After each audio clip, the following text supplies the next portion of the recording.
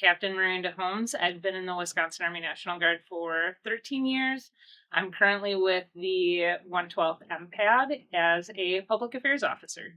So I actually started off as enlisted, and I loved being enlisted. I loved working with soldiers. I loved being a leader. I loved doing the job.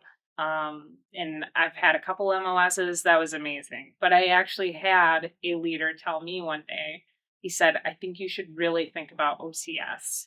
And I thought, why not? I would try it. So I went through OCS, and it was a good experience. It teaches you a lot about leadership, a lot about handling failures. And from there, I went on to my lieutenant roles and did some battalion staff time, got promoted to captain, and yeah.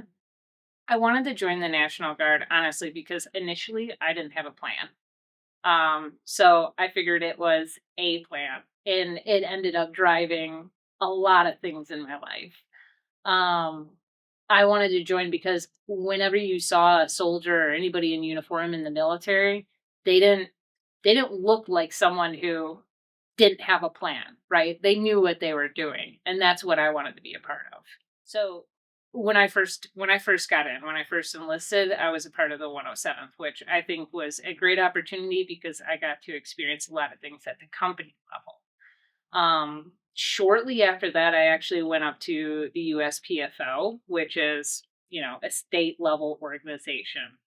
And that experience was monumentous, especially as a really young soldier, seeing a organization operate like that. That's not something you get right out of the gate out of high school.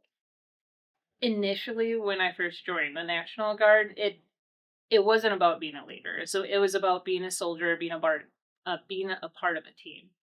I think it was a couple years down the road where it was almost like a shocking enlightenment that I would actually be someone who would be perceived as a leader. Like I could have that opportunity. And especially so young, that's not an opportunity you get in other places. And then also in the military, they don't only give you the opportunity to be a leader, but they give you every single tool you need to be a leader.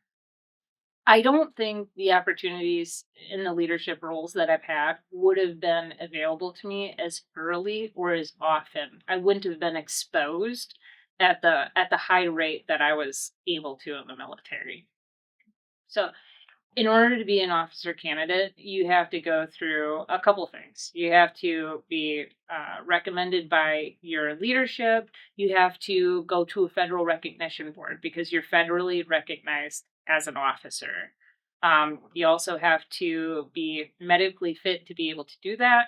And that's before even day one. So the moment it clicked for me that I was going to become an officer was actually probably later than most officers.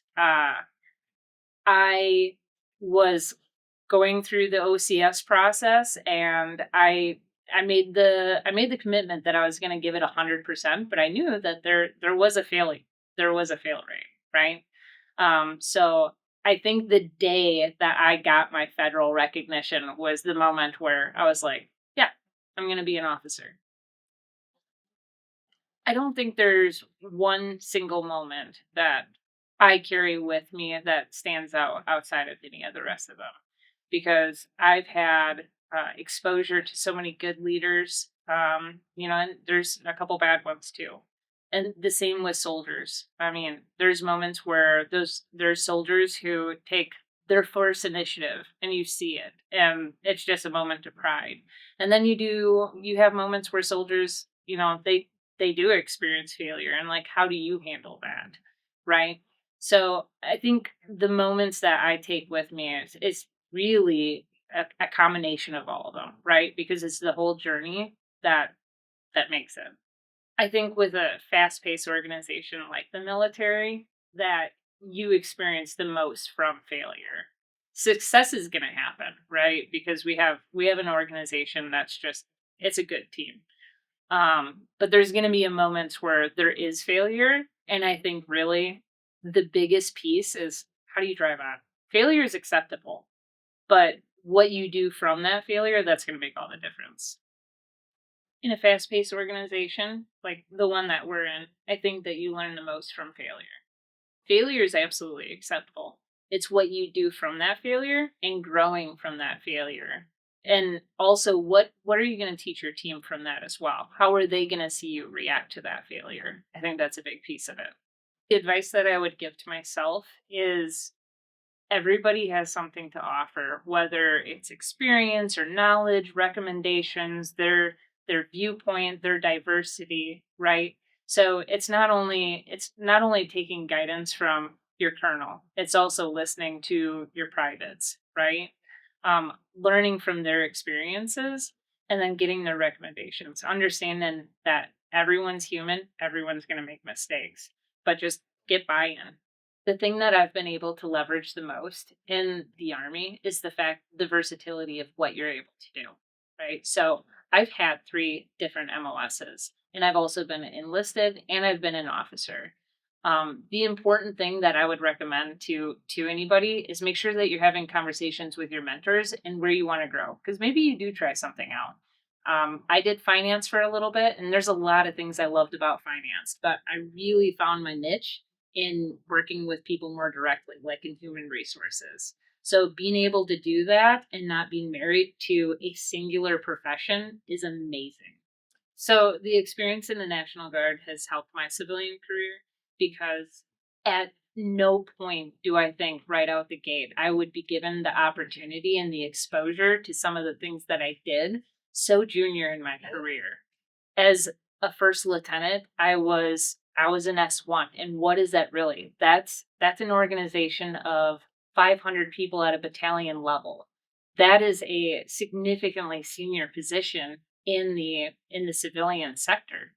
In the Guard, we have exposure to making so many decisions. Even as a young sergeant, you're making a decision. As a captain, you're making decisions. As a colonel, you're constantly making decisions, right? And that's the whole premise of what they teach you right out the gate in leadership courses. And in the civilian sector, you also have those. So being able to kind of have that natural reflex of making that decision, it's going to be looked at as such a significant strength, and it's going to set you ahead of your peers. In my civilian role as a human resource officer, there's a lot of pressure points and there can be some challenging times, right? And in the National Guard, you get that too. But we have the overall mentality of, one, we're a team, and two, we can drive on. We will, right? Mission success. And that's a strength that I've leveraged on a daily basis. The fundamentals that I've learned from my time being in the military is, number one, leadership. Right out the gate, we're going to give you all the tools that you need, all the processes, all the fundamentals, all the literature that you would need to know on how to be a great leader. We're going to help and coach, train, and mentor you in that, right? And then second is accountability. Being accountable for your successes and for your failures, using those failures as a platform to jump from and to grow, right? And then self-development.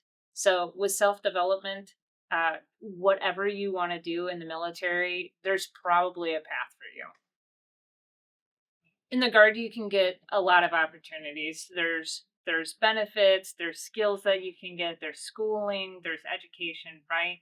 But I would have never saw myself where I am today when I was 18 years old and when I joined. I would say the biggest things that I've gotten out of it, just right off the jump, was the community, the team. I built an identity that was around being a soldier. And then that transitioned into being a leader. Would have never thought, but I was developed into that. I think that leadership is an art. I don't think that there's an exact defined methodology. You can go to a ton of corporate business leader courses. You can read a ton of books, but really what it comes down to is how you're going to meld it into your art and how you're going to be a leader. It's very much your own process. And that's what makes it so cool, because also the exposure in the Army and how many leaders that you get exposed to is amazing.